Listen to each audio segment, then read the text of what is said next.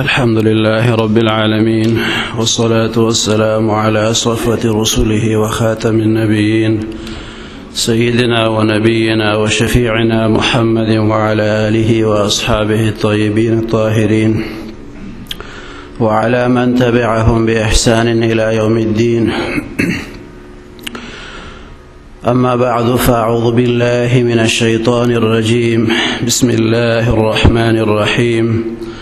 يا أيها الناس اتقوا ربكم الذي خلقكم من نفس واحدة. صدق الله العظيم وبلغنا رسوله النبي الكريم. درود الشريف وعي. اللهم صل على سيدنا ومولانا محمد وعلى آل سيدنا ومولانا محمد وبارك وسلم وصل عليه. اللهم صل على سيدنا محمد وآله وصحبه وسلم. اللهم صل على سيدنا محمد وآله وعترته بعدد كل معلوم لك. اللهم صل على محمد وعلى آل محمد كما صليت على إبراهيم وعلى آل إبراهيم إنك حميد مجيد. اللهم بارك على محمد وعلى آل محمد كما باركت على إبراهيم وعلى آل إبراهيم إنك حميد مجيد. عزت منذ مسلمانان رونو اوریدونکو، اللہ تعالیٰ دے دا حضور پاک صلی اللہ علیہ وسلم مبارک سره کامل محبت و اتباع زمونږ د ټولو نصیب کی. زمونږ ټوله زندگی دی الله تعالیٰ د خپل رضا دپاره وګرځوي. رونو دا محافل، داسې مجالس، داسې تقریبات چې د هغې غرض و مقصد دی چې د خلکو الله تعالی طرف ته توجه پیدا شي، د خپل دین سره د خلکو هغه وابستګي نورم مضبوطه شي، خلکو ته د روح غذا میلو شي. نو د داسې محافلو ډېر لوی اهمیت. تاسو خیال کړئ یو سړی د بدن د غذا دپاره څومره انتظام کوي، د سبا دپاره د اوس نه فکر کوي چې یاره سبا ناشتې دپاره اوړه شته که نشته، او د پیو انتظام به د کوم ځای نه کېږي، توره چای شته که نشته، د روټۍ انتظام سړی کوي. بیا چای وڅکي، د غرمې دپاره بیا فکرمند دي، د غرمې د روټۍ نه پس بیا د ماښام فکر کوي چې ماښام ته به څه پخو. دا انسان د خپل فانی بدن دپاره د دې بدن د غذا دومره خیال ساتي، چای او بیا روټۍ او بیا ورپسې قسم قسم څیزونه.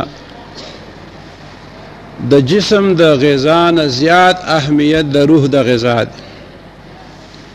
د روح د غذا خیال زیات ساتل پکار دی په مقابله د بدن د غذا کې. کوم ځای کې چې د قرآن شریف تلاوت کیږي، د حضور پاک صلی الله علیہ وسلم مبارک په حضور کې نعت شریف پیش کیږي، دینی مسائل ذکر شي، د دین خبرو شي، هغه مجلس یې هغه یو روحاني مجلس. هغه مجلس کې ناستې سره انسان ته روحاني غذا ملاویږي. نو چې کوم ځای کې روحاني غذا ملاویږي، هغه کې زیات شوق او ذوق سره شرکت پکاري په مقابله د هغه تقریب چې هغه کې د جسم غذا ملاویږي. کوم وخت کې چې روجې تقسیمیږي، هغه وخت کې د خلکو جوش او خروش څنګه وي، مجمع دی خوا یو څه مجمع هلته کې د دې ته راوړه، هلته یو څه شور جوړ کړی، هلته جسم ته غذا ملاویږي. او چې کله تلاوت کیږي، نعت ویلی شي، تقریر کیږي، نو داسې دا د روح غذایی. نو پکار دا ده چې د روح دی غذا ته مونږ زیات اهمیت ورکو په مقابله د جسم د غذا کې، چې روجو پسې دومره تیزی سره لاړ نشو، څومره چې زیات شوق او ذوق سره راتلل پکار دی د نعت محفل ته او دینی محفل ته او د تلاوت مجلس ته زیات شوق سره مونږ راشو. او که مونږ خوراک والا پروګرام ته تیزی سره روان یو او شوق سره روان یو، او په دینی محفل کې مزله تنګیږي، بیا غړې ته ګورو چې د استاد جو ډېر وخت واغشتو او د نعت خوان خو لا بل نعتم را شروع کو. نو د دې مطلب دا دی چې مونږ د روح غذا ته اهمیت نه ورکو او د بدن غذا ته مونږ زیات اهمیت ورکو. د روح غذا سره د انسان هغه قوت خیر هغه زیاتېږي. انسان کې دوه قوتونه دي، یو د خیر قوت او یو د شر قوت. فرشتي داسې مخلوق دی چې هغه ټول خیر خیر دی، ای کې شر نشته دی. فرشتي ټول خیر خیر دی او شیطان ټول شر شر دی، هغه کې خیر نشته دی.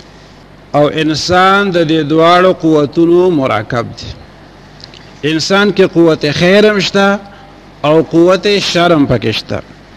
نو چې کله دې روح ته مسلسل غذا ورکوي، د قرآن شریف تلاوت کوي، ذکر اذکار کوي، روجی نیسي، نعت شریف خپله وایي، د بل نه شوق سره اوري، دینی تقاریر اوري، دې سره د ده هغه قوت خیر زیاتېږي. په ده کې د خیر هغه قوت سیوا کېږي. او چې ګانې اوري، غلط قتل کوي، غلط اورېدل کوي، ژبه غلطه استعمالوي، شیطانی پروګرامونو کې شرکت کوي، نو هغې سره د هغه قوت شر زیاتېږي. نو چې په کم انسان کې قوت خیر زیات شي، هغه فرشته صفت انسان شو. ځکه چې خیر د فرشتو صفت دی. نو چې کم انسان کې خیر زیات شو، نو هغه انسان ته بیا خلک فرشته صفت انسان وي. یاره فلانې خو سمه فرشته ده، نیک انسان، نو خلک وایي فرشته ده. حالانکه انسان او فرشته فرشته، خو د فرشتو صفات په دې انسان کې راشي، نو دله بیا فرشته صفت انسان وي. او چې د شر قوت په چا کې زیات شي، قوت شر په چا کې سیوا شي، نو هغه انسان ته بیا خلک څه وایي، دا فلان کې چې دا وایي سم شیطان دی. شیطان ورته ځکه وایي چې شر پکې زیات شوی دی او د شر قوت په شیطان کې دی. نو چې کوم انسان کې شر زیات شو، نو دی څه شو؟ دی شیطان شو. انسان دی او کارونه د شیطان کوي. او چې چا کې د خیر قوت سیوا شو، نو اگر چې انسانی، خو هغه ته بیا فرشته صفت انسان ویل کېږي. نو د دین خبره چې چرته کېږي، صحیح عقیده چې چرته بیانېږي، تلاوت د قرآن شریف کېږي، ذکر اذکار کېږي، نعت شریف ویل شي، هغه مجالس یې هغه روحاني مجالس، هلته روحاني غذا ملاویږي. او هغې ناستې سره د انسان د خیر هغه قوت زیاتېږي. او د خیر قوت زیاتېدو سره انسان فرشته صفت انسان شي. نو الله تعالی دې مونږ ټول فرشته صفت انسانان جوړ کړي. زمونږ د سلسلې چشتیه مبارکې خواجه معین الدین چشتی رحمت الله علیه، مشهور بزرگ دی، خواجه صاحب رحمت الله علیه، هغه تاریخ لیکلی دی، وی 99 لاک خلک مسلمانان کړي دي. څومره خلک مسلمانان کړي؟ 99 لاک، 1 لاک کم 1 کروڑ خلک هغه مسلمانان کړي دي. دا چا لیکلي؟ دا لا کوم کتاب کې دي؟ که څوک وایي دا کوم کتاب کې دي، نو کتاب نوم ځان سره تولیکا، دا قاری محمد طیب صاحب لیکلی دي. دا هغه کتاب دی خطبات حکیم الاسلام. پای کې دي چې خواجه صاحب 99 لاک خلک مسلمانان کړي. مولانا زکریا صاحب د چشتیه مبارک د مشایخو تاریخ لیکل دی، تاریخ مشایخ چشت، پاغي کې هغه 90 لاک لیکلي دي. او یو د علامه اقبال استاد دی، پروفیسر آرنلډ دا غنوم دی، هغه انګریزي کې یو کتاب لیکلی دی، د پریچینګ اف اسلام، چې د اسلام اشاعت څنګه شوی دی، اسلام څنګه خور شوی دی. د علامه اقبال هغه استاد هغه وایي چې اسلام څنګه خور شوی دی. په دې کې یو سړي دومره لوی کردار ادا کړی دی چې 99 لاک خلک مسلمانان کړي دي. خواجه معین الدین چشتی رحمت الله علیه. دینه تاسو اندازه ولګئ چې د صوفیه حضرات د تصوف والا دوی د دین دپاره څومره قربانیانې ورکړي او څومره لوی خدمات دي د هغوی. د خواجه صاحب په مقابله کې به څوک داسې چې هغه به وایي چې ما 1 لاک کسان مسلمانان کړي، او خواجه صاحب 99 لاک خلک مسلمانان کړي دي. هغه خواجه معین الدین چشتی رحمت الله علیه بنګال ته لاړو. هغه یو سفر نه چې واپس رالو 7 لکه خلک په دغه وخت کې مسلمانان کړ، 7 لکه غیر مسلم مسلمانان کړ. بیا وروستو هغه سلسله روانه وه، خبره 99 لاک ته ورسېده. نو چې کله د 7 لکه مسلمانان شو واپس رالو کور ته، او مور ته خوشخبري اوروله، ځکه مور او پلار خوشحالیږي د بچو په کامیابۍ باندې. او بیا داسې بچی وي د چا خواجه معین الدین چشتی رحمت الله علیه چې د چا زوی، هغه مور به څومره بختوره موري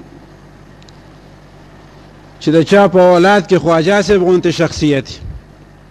د حضرت شیخ عبدالقادر جیلانی رحمت الله علیه مور څومره بختوره ده چې د هغې زوی داسې شخصیت دی د عالم اسلام.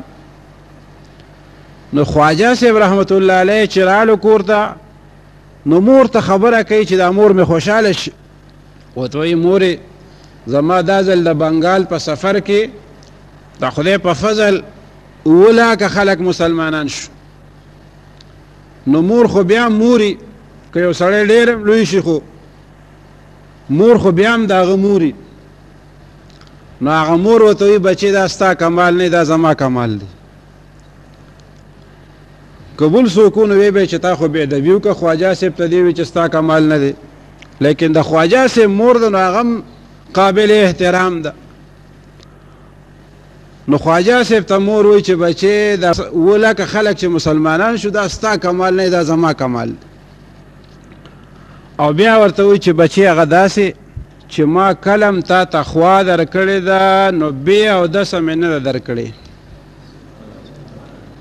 مور چې بچي ته پی ورکوي نو پکار دا دی چې د مور خیال کم خوای الله تعالی طرف ته، د هغې په ژبه یې د الله تعالی نومي، د هغې په زړه کې د الله جل جلاله هغه ذکري، د خدای هغه یره پکار دی چې په دې ښځه باندې هغه پرتی، د آخرت فکر د دې ښځې په دماغو کې دغه وخت کې موجودي. نو چې دغه دوران کې دی بچی ته دا پی ورکوي نو هغه بچی باندې به ښه اثر کېږي، هغه ښه اثر به هغه بچی ته منتقل کېږي. او چې د مور په ژبه باندې ګانۍ او بچی ته پی ورکوي، یا مور چې دی هغې ماشوم غېږ کې نیولی دی او ټي وي ته ناسته ده، نو د داسې بچي به دا مور څه تربیت وکړي، او د دغې مور د دې پیو به څه ښه اثر په دې ماشوم باندې وشي. دا ماشوم به وایي چې ما هم د یوې نیکې مور پیس کړي دي چې هغه به ټي وي ته ناسته او ما ته بیا خوا راکوله. نو خواجه صاحب ته مور وایي چې بچې دا ستا کمال نه دی، دا زما کمال دی. خواجه صاحب مخې سره خبره ومنله چې واقعي، ځکه چې مور په داسې طریقه باندې د بچي تربیت وکړي هغه به خامخا اثر کوي. نو د خواجه صاحب شخصیت پسې که مونږ وګورو نو هغه د شاته د مور کردار دی چې مور یې داسې پاکه بیبي وه چې د بچي تربیت یې په داسې طریقه باندې کړی چې بیا اودسه یې ورته پی نه دي ورکړي. داسې د حضرت سیدنا عمر فاروق رضی الله تعالی عنه مشهور واقعه ده، تاسو بار بار اورېدلي، چې توره راغشتې وه او د پیغمبر علیه السلام مبارک شهید کولو پسې را روان شوی. د دې کفارو ذهن داسې جوړ شوي دی، وایي چې بس دا پلانکې کس د دین د مخې نه لرې کړي، پلانکې لرې کړي، نو مونږ ته مخه ازاده شي. او دا نه و چې الله تعالی د خپل دین د حفاظت ذمه اخیستې ده، یو لاړ شي نو بل خدای پیدا کړي، چې بل لاړ شي نو بل خدای پیدا کړي. دا خو شخصیاتو پورې نه ده، نو عمر صاحب دغه وخت کې لا مسلمان نو توره راواغشته د پیغمبر علیه السلام شهید کولو پسې روانو او لار کې ورته څوک میلاویږي هغه ته څه کې وایي زم د مسلمانانو د پیغمبر شهید کوم او ورته لاړ شه اول د خپل کور خبر واله ستا خور هم مسلمانه شوې ده او ستا د خور خاوند مسلمان دی اوښې دی مسلمان. عمر صاحب ډېر زیات جلالي طبیعت والا او ډېر غصه شو چې ښځه ما خور ده او اسلام یې قبول کړی دی. واپس شو هغه یې دروازه بنده کړې وه او یو صحابي به راتلو دی ته به یې قرآن شریف خولو چې دی پوه شو چې عمر بار ولاړ دی. هغه صحابي ډډېله شو دی چې دروازه کولاو کوي دا تاسو څه وې او بس بیا هغه وخې وهل را شروع کړي دي. اخور را مخکې شو او دا خاوند له خپل رور نه خلاصولو. عمر صاحب هغه خور ته هم سپېړې ورکړي دي خور یې والده بیا ورته هغه خور وی چې عمره ته چې د کومې مور نه پیدا یې د هغه مور نه زم پیدا یم که ته وایې چې زه غیرتي یم او زه دا نه برداشت کوم چې تا ولې اسلام قبول کړی دی نو دا مې ووره چې د کومې مور ته زوی د هغه مور زم لور یم که تا کې غیرت دی نو ما کې هم غیرت شته دی که ته زما د بدن نه دا روح لاړم شي ته ما مړم کې خو ما اسلام یو ځل قبول کړی دی زه اسلام نه پرېږدم. دا جواب خور ورکو چاته عمر فاروق رضی الله تعالی عنہ ته. که ته په دې غصه شوې چې دی ولې اسلام قبول کړی دی او په غیرت کې راغلی نو زم د خدای په فضل غیرتي ما دین قبول کړی دی او زه دا دین نه پرېږدم که ته رانه څه وباسې نو یو شل ځلې وباسه. چې د خور دی غیرت ته عمر صاحب کتلی دي زړه نرم شوی دی. د قرآن شریف هغه پاڼې ورته هغې راغستې دي چې ده ورته لاس کولی وایي نه شي لاس کولی اول به غسل کې د سورة طه هغه آیاتونه عمر فاروق رضی الله تعالی عنه چې واورېده بس د سترګو نه یې اوښکې روانې شوې. لږ ساعت مخکې تلو پیغمبر علیه السلام شهید کولو دپاره او دا ځل بیا د پیغمبر علیه السلام دربار ته روان شو د اسلام د قبلولو دپاره چې زه به مسلمانېږم. دغه وخت پیغمبر علیه السلام مبارک دار ارقم کې موجودو. تاسو کې چې کومو خلکو حج و عمره کړې ده ای به لیدلي چا نه ده کړې چا کړي دي ټول دی الله تعالی بار بار بوزي صفا غونډۍ نه چې لږ غونتې راښکته شي مروه طرف ته سړی ځي چې د صفا نه راښکته شي ښي لاس ته دروازه ده اوس هم په هغې باندې لیکلي باب دار ارقم. دغه ځای کې پیغمبر علیه السلام مبارک تشریف فرماو. عمر صاحب رالو او توره لا اوس هم په لاس کې ده خو اراده خو دا ځل بدله ده. مخکې خو اراده خطرناکه وه دا ځل اراده دا ده چې مسلمانېږم. دروازه دننه نه بنده او پیغمبر علیه السلام مبارک خپلو صحابو سره خپلو ملګرو سره ناست. یو صحابي چې وکتل چې دا خو عمر را روان دی د ده د هغه جلالي طبیعت نه خو خلک واقف وو. هغه صحابي مبارک ویرېدو چې هسې نه چې ته په خطرناکه اراده راغلي زموږ پیغمبر صلی الله علیه وسلم مبارک ته تکلیف ونه رسوي. حضرت حمزه رضی الله تعالی عنه هم ناست و پیغمبر علیه السلام تره مبارک هغه هم پهلوانو. هغه چې پوه شو چې عمر صاحب را روان دی ورته یې وی دروازه ورته پرېږده کولاو که که چېرې دی په ښه نیت راغلی خو ډېره ښه ده د ده دا راتلل دی مبارکي او که په خراب نیت راغلی نو د ده به توره وي او د ده به سټي هم د ده په دې توره باندې به د ده نه سر قلم هم حمزه صاحب وفرمیل. دروازې ورته کولاو که پیغمبر علیه السلام مبارک ورته وفرمیل چې را پرېږدئ. پیغمبر علیه السلام مبارک دغه ورځو کې دعا کوله چې خدای د اسلام تایید وکړي په یو د عمرینو باندې عمر ابن هشام او عمر ابن خطاب. الله تعالی پیغمبر علیه السلام هغه دعا د عمر فاروق رضی الله تعالی عنہ په حق کې قبوله کړه. هدایت ورته وشو. پیغمبر علیه السلام مبارک ته ورنږدې شو کلمه د شهادت وی اشهد ان لا اله الا الله واشهد ان محمدا عبده ورسوله مسلمان شو. بیا چې اذان شو د مونځ ټیم شو خلکو هغه ځای کې مونځ کولو. عمر صاحب وی دلته مونځ کوو. صحابه ورته وی او نور کله مونږ دلته مونځ کوو؟ نه نن به دلته نه کوو، نن به د کعبې شریفې په خوا کې مونځ کوو او د دې ټولو کافرانو په مخ کې به کوو. نور کله خو مونږ په پټه مونځونه کول او نن د خدای په فضل عمر مسلمان شوی دی. اوس به که خیر وي په څرګنده باندې مونږ خپل خدای ته سجدې لګو.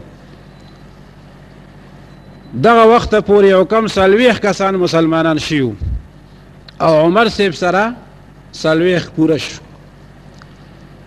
او عمر فاروق رضی الله تعالی عنہ، حمزه رضی الله عنہ د داسې شخصیاتو چې دی مبارکانو به خپله بیا لا بله کافرانو ته به خواله ورله. ای خو به داسې کمزوري مسلمانان، یعنی اسلام کې خو کمزوري نو، د بدن په لحاظ به کمزوري و، د مال په لحاظ به څوک غریبو، نو کافرانو پې ظلمونه کول. صحابه خو د ډېر اوچت ایمان خاوندان دي، خو د بدن په لحاظ یو سړی کمزوري، د مال په لحاظ کمزوري، نو کافرانو په هغې ډېر ظلم کولو. نو عمر صاحب او حمزه رضی الله عنه دوی به قصدن لاړه او د کافرانو دا غټ غټ سرداران به چې کوم ځای کې ناستو د هغوی مجلس ته به لاړه او ورته وی تاسو خبر یې چې موږ مسلمانان شوي یو؟ ته خبر چې عمر مسلمان شوی دی؟ ته خبر چې حمزه مسلمان شوی دی؟ الله جل جلاله دومره رعب حضرت عمر رضی الله عنه ته حمزه رضی الله عنه ته ورکړو. تاسو کتل چې په دې واقع کې د خور هغه غیرت کار وکړو که نه؟ یعنی په دې کې ډېر کردارونه دي. پیغمبر علیه السلام مبارک دعا کړې د ټول نه زیاته اهمه خو هغه دعا ده، خو یوې زنانه هم پکې خپل کردار ادا کړی دی چې په ډېر جوش سره او په ډېر غیرت سره خپل رور ته ویلی دي چې کومې مړه کې ساره نه وباسې نو وباسه، خو ما اسلام قبول کړی دی، زه اسلام پرېښودو والا نیم. نو د عمر صاحب په هغه مزاج او په هغه طبیعت باندې فرق رال او د خور د دې خبرې نه متاثره شو. نو په دې واقعه کې هغه دی د یوې زنانه کردار پکې دی. نو چې ښځه نیکوي نو دا د سړي ډېر مدد کولی شي، او چې بې خونده ښځه نو دا نیک سړی هم بې لارې کولی شي.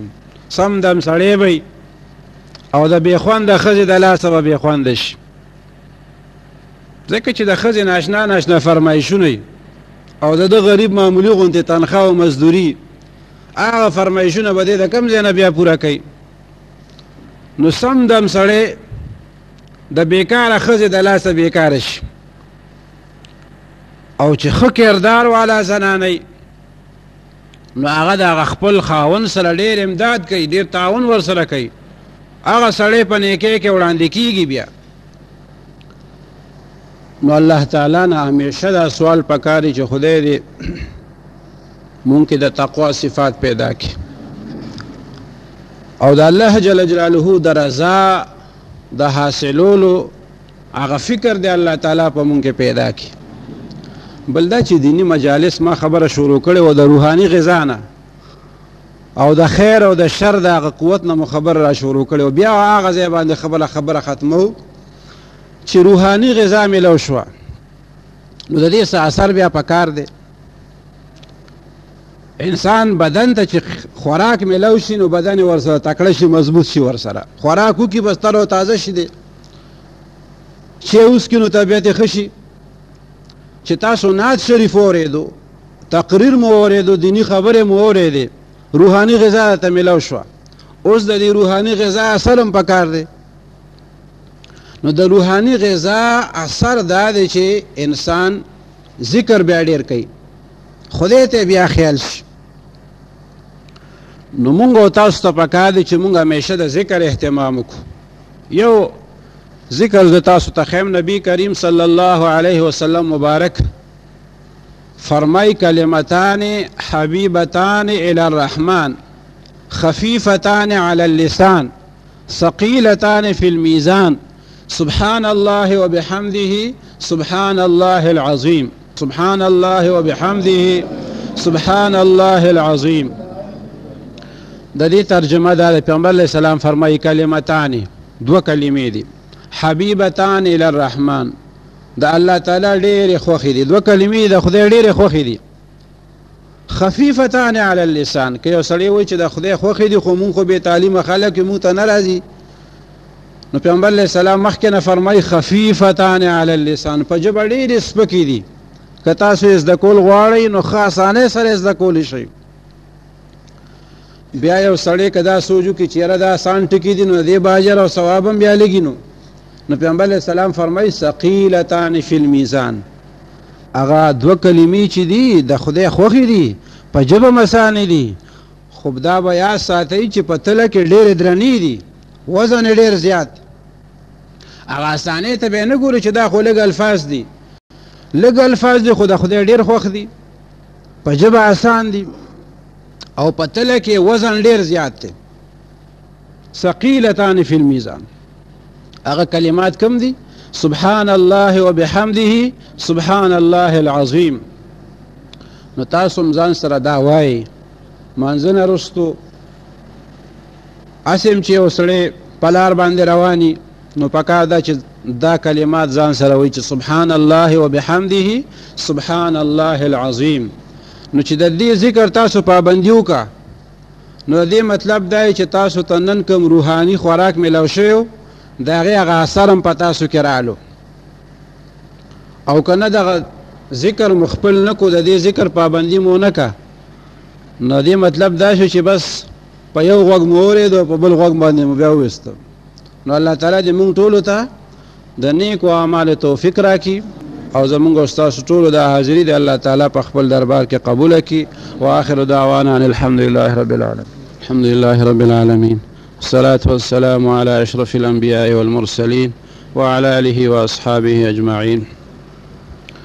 اللهم أعنا على ذكرك وشكرك وحسن عبادتك. اللهم وفقنا لما تحب وترضى. اللهم وفقنا لما تحب وترضى. ربنا اغفر لنا ولإخواننا الذين سبقونا بالإيمان ولا تجعل في قلوبنا غلا للذين آمنوا ربنا إنك رؤوف رحيم. ربنا لا تؤاخذنا إن نسينا أو أخطأنا. ربنا ولا تحمل علينا إصرا كما حملته على الذين من قبلنا. ربنا ولا تحملنا ما لا طاقة لنا به. واعف عنا واغفر لنا وارحمنا، أنت مولانا فانصرنا على القوم الكافرين.